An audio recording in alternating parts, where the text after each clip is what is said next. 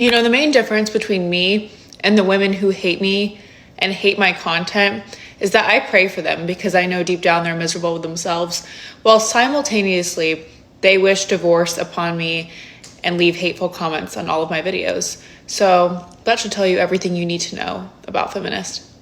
Have you noticed that today, nothing bothers a single woman more than seeing another woman happy, married, and at peace? Suddenly, loving someone has become a reason to be attacked. Taking care of your husband is now seen as weakness. And building a family is treated like a prison. But behind this modern freedom speech, there's a dark truth nobody wants to admit. The more frustrated and lonely they become, the more they try to destroy any woman who achieved what they pretend they don't want.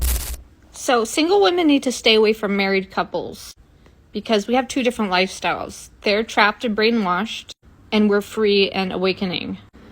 Remember how married couples used to say, once I'm married, I can't hang out with you to some people because I can't trust my husband around you. What they're really trying to say is they're entering hell.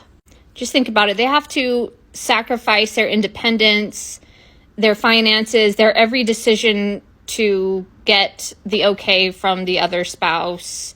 Their life is completely different from your free, independent world.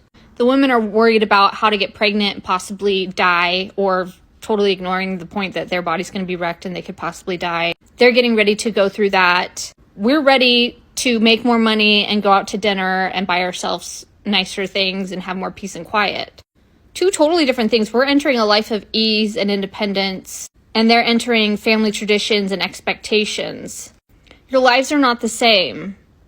Your get-togethers are not going to be the same. They're going to be at family gatherings with all the drama and the people that they have to be in relationships with that they don't want to be in relationships with. And you're going to be free and independent and get to choose who you want to hang out with and simply walk away if they offend you or they're not your type of person. They're married. They have to worry about their spouse's every thought and move and whether they're betraying them or whether they love them every single day of their life. Whether they're communicating with them too much. Their mind is so filled with this other person and this fake life that they're trying to build and trying to control and squeeze out of the other person so hard that they don't have time for independent thinking or expansion. They don't have time to think about traveling or what they want to be or what they want to do or where they want to travel. They got to make sure that their spouse's job is available at all times, and on the drop of a dime, they may have to move to go and accommodate them, whether they like living in that state or not. Again, they're getting prepared to live a life of sacrifice, love. They're getting ready to bring more children into the world to suffer and die so that they can feel good as a granny, knowing that they may have children that take care of them when probably most people don't. They're too short-sighted to see that we're entering a technological world where we're going to have robots and access to resources at our fingertips, that there's no need to tie yourself down to another human being like that. You can live free and independent, and you can communicate and keep people in your life, and the moment they disrespect you, you can say bye-bye, and off and away you go traveling with your robot. So the moment your friend gets married, you need to say, hey, I can't hang out with you anymore. Our lifestyles are going to be completely different. You're toxic for me. The way they used to think of single people for married, it's really the other way around. Married people are toxic for single people. It's a toxic mentality. We've been lied to about this whole, you're going to have to sacrifice and forgive a lot. There are some things that are unforgivable, and you should be able to say, I don't forgive you for that, and I want you completely out of my life. But again, when you got a contract to be with somebody for your entire life, praying they don't turn into a psychopath, let's just say thank God that divorces are an option. Okay, so while they're busy trying to fit in with society and what their grandmothers did, when really they don't understand their grandmothers were forced to do that shit, when they're busy staying in an uneducated box and not expanding their mind and just being patted on the head for being a good wife and a good lady, getting prepared to be buried next to their husband and called a nice lady who sacrificed a lot for her family, you're busy building a life and being the woman that makes history, which usually isn't a married woman with children. So stay away from them if you want to become something. Have Bex when you want to have Bex. Go out when you want to go out. Have your money. There's absolutely zero reason to get married. But if you keep hanging around married people, they're going to fucking brainwash you. Stay away from them. This speech is typical of someone who romanticizes freedom to mask loneliness and lack of purpose. She tries to paint marriage, family, and sacrifice as a prison, when in reality they're pillars of maturity. When a woman needs to demonize what others chose just to feel better about her own decisions, that's a sign of deep insecurity. The obsession with being free. Not needing anyone, and even having robots shows total disconnection from reality. No legacy, no continuity, just consumption, pleasure, and escape from responsibility. Exactly what makes so many modern women empty at 40. On top of that, she treats motherhood and bonding as burdens and even death, while glorifying individualism and hedonism. Deep down, this mindset exists because the domestic happiness of other women threatens her. She realizes she might grow old alone, with no family, and no one to care about her. So the mental solution is to invert values and call love oppression. It's nothing but a psychological defense mechanism. That's the thing, right? Women are really jealous of me. That's why they've been coming to my page. That's why they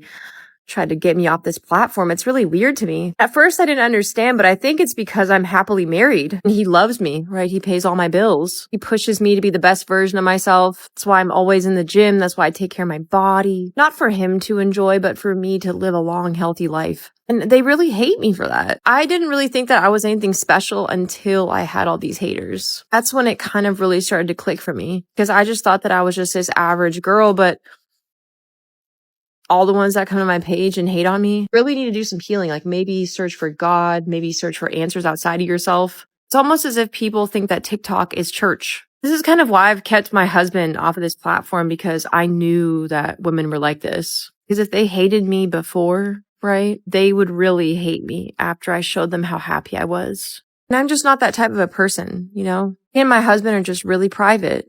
Ultimately, I have been trying to help women, but I realized that they all turned against me. Well, not all of them. There's still over 300,000 of the real villain besties here. And all the real villains, that's who I care about. Real villains have high IQs. The real villains don't need someone to stroke their ego. Real villains aren't looking for validation outside of themselves. Real villains aren't these traumatized women that are waiting for a man to save them, I find. The women that hate me, I can't say much for that. Shout out to the real villains.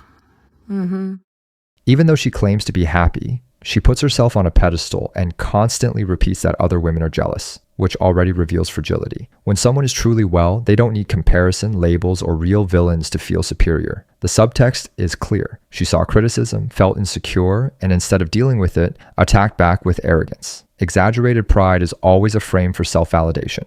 Also, hiding her husband from the public out of fear of other women's reactions shows that comparisons bother her. A truly emotionally solid married woman doesn't need to prove anything to strangers online. The arrogance here exposes the opposite: fear, insecurity, and a need for validation disguised as superiority. Why is it that the second a wife cares for her husband, checks in on him, makes sure he's fed, well rested, not burning himself out, someone always jumps in and says, "You're acting like his mother"?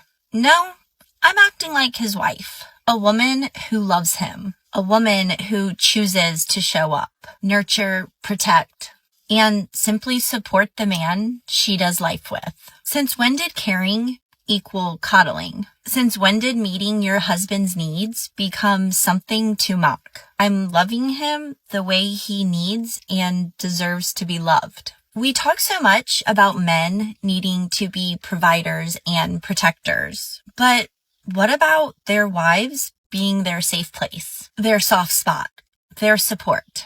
Being his peace doesn't make me his mother. It makes me his partner. And if you've never experienced that kind of love, just say that. This woman understands the basics that the current generation forgot. Marriage is partnership, mutual care, and responsibility. However, other women feel bothered because many of them were raised to see affection and support as submission, simply because they've never experienced adult love. They confuse nurture with servitude because they grew up believing emotional independence means isolation. The problem is, when you've never seen a healthy relationship, any act of care looks like weakness. This woman is simply fulfilling the role that sustains a home, being her husband's safe place so he can be the provider. That's not motherhood, that's maturity. Women who get the most hate from other women are women who are in relationships and marriages. I am convinced that women hate men so much to where they will completely demean and pick apart a woman that absolutely loves her. You will be called pick-me's, you will be called stupid, you will be called everything in the world just because a single woman hates men so bad. Let's not even talk about the vile things that they will say about your spouse, right? And please keep in mind, all this is just coming from their own hatred and just simply because they hate men. They hate men so much. They will literally bully you out of your relationship. They will say the worst things possible to make you think that your man doesn't love you. Your man doesn't care about you. You need to go. You know, he's treating you wrong. He's cheating on you. They will say everything in the world, right? Look at the Halle Bailey and DDG situation. When she was with him, y'all completely picked that woman apart. Y'all completely said the worst vile things about her, all because she was with him. But then the moment the relationship ended, those same women that spoke vile about her are those same women that praised her. Y'all praised her after she left. And y'all do that to a lot of women. I can name a lot of women that on this internet that I have seen that get bullied because they are with a man. Y'all are disgusting. And it's always the same single bitter women. Always the same women. Y'all literally regurgitate the same exact thing. So anyways, I'm not even going to go down that rabbit hole, but I'm going to just say this. Any woman that's in a relationship and absolutely loves her man, loves her husband, whatever the case may be, don't let these bitter women, whether it's in real life or on the internet, bully you from leaving your man. That is your man. That is your relationship. You choose and you do whatever you see fit. Because those same women that's bitter and talking crap about you, 4 or 5 time baby mamas, they got so much stuff to say. I digress. But anyways, single women keep women single, and women will literally bully you because you are happy, healthy, thriving in a relationship, all because they absolutely hate men. She hits a real nerve. There's a growing group of single, frustrated women who unload their bitterness by attacking other women's relationships. They criticize, mock, and create narratives of cheating, not to help, but to pull others into the same emotional hole they live in. The instant switch from hatred to praise after a breakup is psychological proof it's not concern, but envy. Unhappy women validate their choices by keeping others unhappy around them. That's why they call wives pick-me's, weak, and stupid, because it hurts to see someone having what they secretly want but rationally reject. Deep down, they want company in failure, not to see someone prosper in love. And if there's one thing bitter single women never forgive, it's domestic happiness.